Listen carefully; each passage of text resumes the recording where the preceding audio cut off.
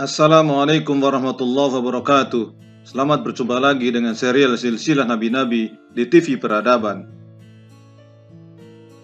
Pada episode 20 bagian 1 kali ini, kita akan mengupas lebih dalam tentang kisah Nabi Sulaiman alaihissalam, Nabi dari Bani Israel yang menjadi raja penerus tahta Nabi Dawud dan menjadi puncak kejayaan kerajaan Israel kuno.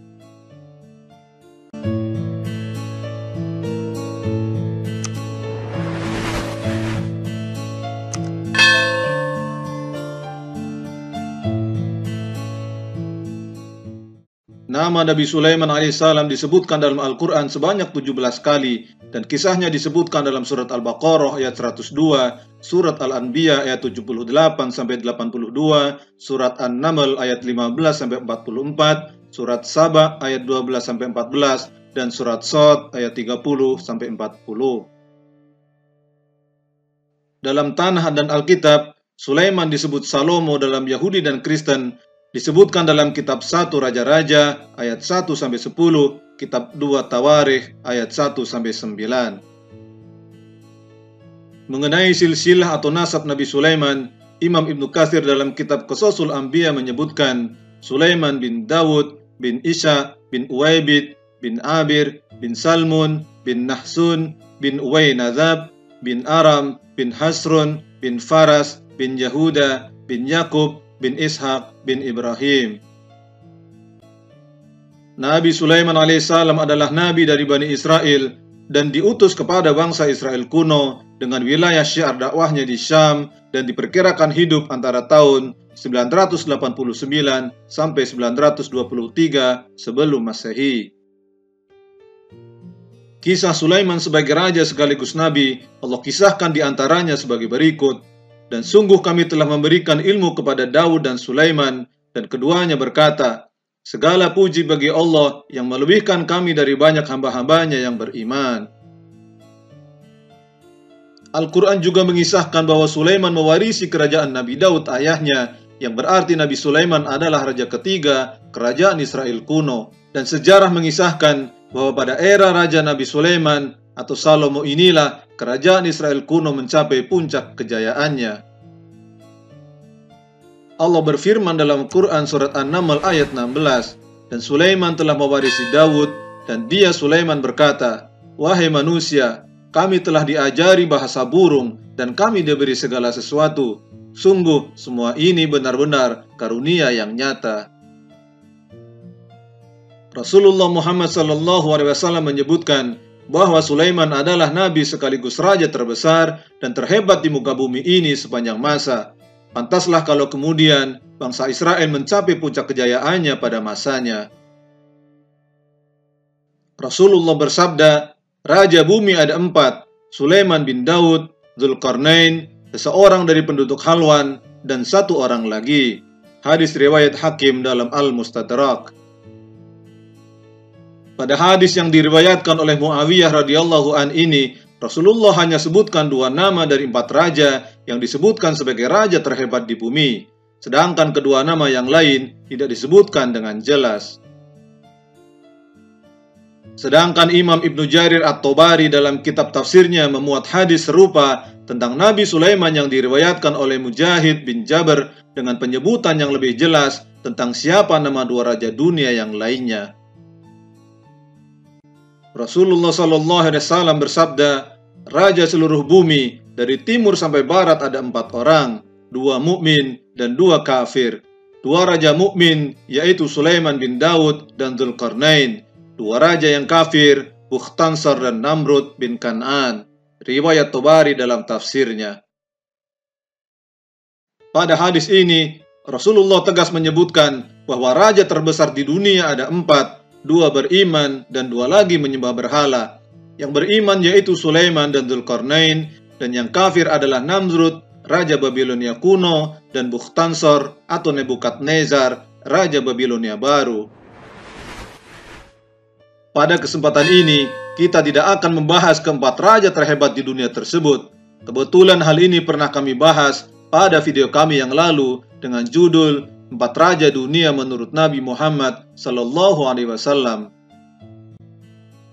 Sekarang kita hanya akan membahas lebih dalam tentang kehebatan Nabi Sulaiman hingga bangsa Israel atau kerajaan Israel saat itu mencapai puncak kejayaannya dan unggul dibanding bangsa atau kerajaan yang lainnya. Kehebatan yang dimiliki oleh Nabi Sulaiman alaihissalam yang mengantarkan bangsa Israel mencapai puncak kejayaannya adalah karena beberapa anugerah mukjizat yang Allah limpahkan kepada Nabi Sulaiman. Tidak hanya mampu menundukkan dan memimpin manusia, Nabi Sulaiman juga mampu berkomunikasi dengan binatang dan menundukkan serta memimpin binatang menjadi prajuritnya, sebagaimana disebutkan dalam Al-Quran surat An-Naml ayat 16 di atas. Lebih dari itu, Nabi Sulaiman juga mampu menundukkan bangsa jin dan juga angin. Semua menjadi prajurit Sulaiman dan tunduk patuh pada perintahnya. Allah berfirman dalam surat An-Naml ayat 17, dan untuk Sulaiman dikumpulkan bala tentaranya dari jin, manusia dan burung, lalu mereka berbaris dengan tertib. Dalam surat Saba ayat 13 Allah berfirman, mereka para jin itu bekerja untuk Sulaiman sesuai dengan apa yang dikehendakinya. Di antaranya membuat gedung-gedung yang tinggi, patung-patung, piring-piring yang besarnya seperti kolam, dan periuk-periuk yang tetap berada di atas tungku. Bekerjalah wahai keluarga Daud untuk bersyukur kepada Allah, dan sedikit sekali dari hamba-hambaku yang bersyukur. Allah juga berfirman dalam surat Al-Anbiya ayat 81, dan kami tundukkan untuk Sulaiman angin yang sangat kencang tiupannya, yang berhembus dengan perintahnya ke negeri yang kami beri berkah padanya, dan kami maha mengetahui segala sesuatu. Imam Hasan Al-Basri mengatakan, Sulaiman pergi pada pagi hari dari Damaskus, lalu turun di Istakhar Persia, lalu sarapan di sana. Setelah itu pada sore harinya, pergi dari sana menuju Kabul, Afghanistan. Jarak antara Damaskus dan Istakhar adalah sejauh perjalanan darat selama 1 bulan, dan jarak antara Istakhar dan Kabul adalah sejauh perjalanan darat selama 1 bulan. Nabi Sulaiman bisa menempuh perjalanan darat selama sebulan hanya dalam waktu yang singkat, dikarenakan angin membawa Sulaiman dalam perjalanan atas perintahnya dengan sangat cepat, hingga cepat sampai di tempat tujuan.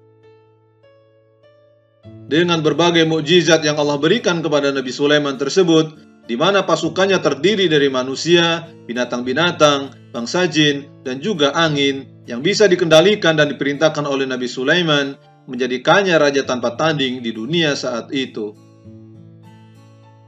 Tidak hanya berhenti di situ saja, Allah pun karuniakan kepada Nabi Sulaiman alaihissalam kemampuan untuk menundukkan golongan syaitan yang menyelam di lautan, sehingga kekuasaan Sulaiman tidak hanya menjangkau daratan saja, tetapi juga di lautan.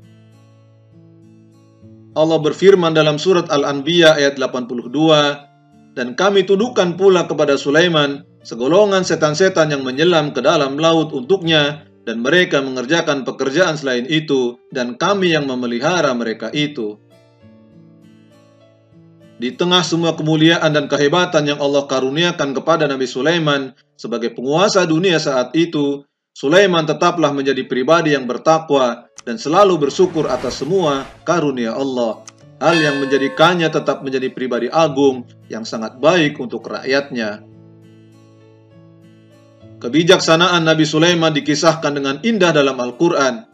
Hingga ketika mereka sampai di lembah semut, berkatalah seekor semut, "Wahai semut-semut, masuklah ke dalam sarang-sarangmu, agar kamu tidak diinjak oleh Sulaiman dan bala tentaranya, sedangkan mereka tidak menyadari." Maka dia Sulaiman tersenyum, lalu tertawa karena mendengar perkataan semut itu. Dan dia berdoa, "Ya Tuhanku, anugerahkanlah aku ilham untuk tetap mensyukuri nikmat-Mu yang telah Engkau anugerahkan kepadaku dan kepada kedua orang tuaku, dan agar aku mengerjakan kebajikan yang Engkau ridhoi, dan masukkanlah aku dengan rahmat-Mu ke dalam golongan hamba-hamba-Mu yang soleh." Sejak kecil Nabi Sulaiman sudah menunjukkan kecerdasan dan kebijaksanaannya yang lebih tinggi apabila dibandingkan dengan anak seusianya. Bahkan di usianya yang masih belia, Nabi Sulaiman kerap menangani dan memecahkan berbagai masalah yang terjadi di antara warga Bani Israel.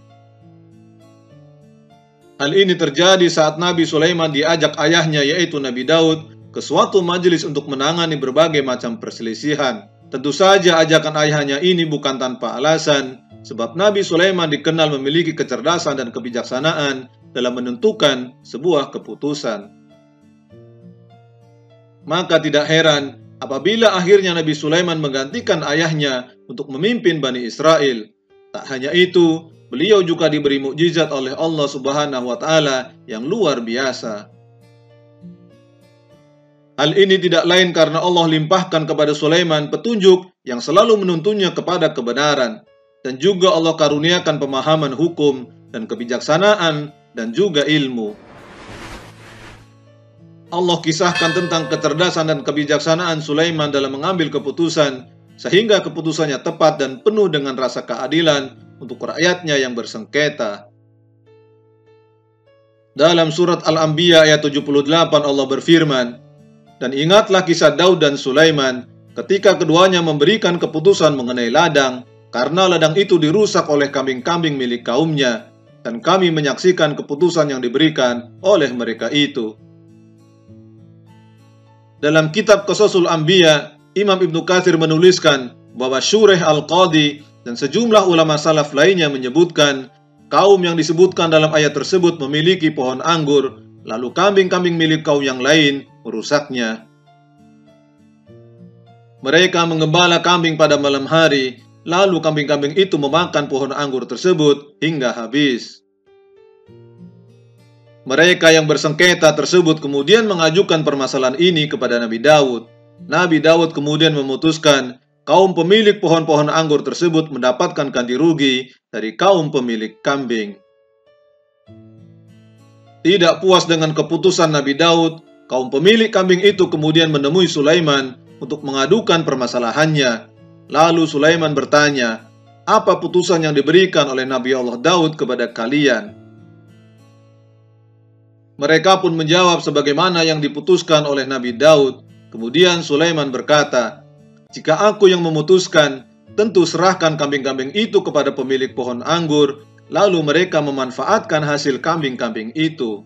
Hingga para pemilik kambing membetulkan pohon-pohon anggur, setelah itu kambing-kambing diserahkan kembali kepada pemiliknya." Putusan tersebut sampai juga ke telinga Nabi Daud, lalu Nabi Daud pun memutuskan seperti keputusan Sulaiman. Demikianlah ditudukannya atas izin Allah manusia, binatang, angin, jin, dan syaitan kepada Nabi Sulaiman, dan dipadu dengan kecerdasan kebijaksanaannya dalam memutuskan perkara dan mengelola negara, menjadikan Sulaiman sebagai raja terbesar di dunia pada saat itu. Dan di antara kisah yang masyhur dalam kisah Nabi Sulaiman adalah tentang penaklukan Nabi Sulaiman atas negeri Saba, di mana Al-Quran mengisahkannya secara detail sebagai sebuah kisah yang melegenda dan memberikan banyak pelajaran. Akan tetapi, kisah tentang penaklukan Nabi Sulaiman alaihissalam atas negeri Saba secara detail baru akan kita bahas pada episode kedua silsilah dan kisah Nabi Sulaiman berikutnya, insya Allah. Wallahu a'lam bishawab.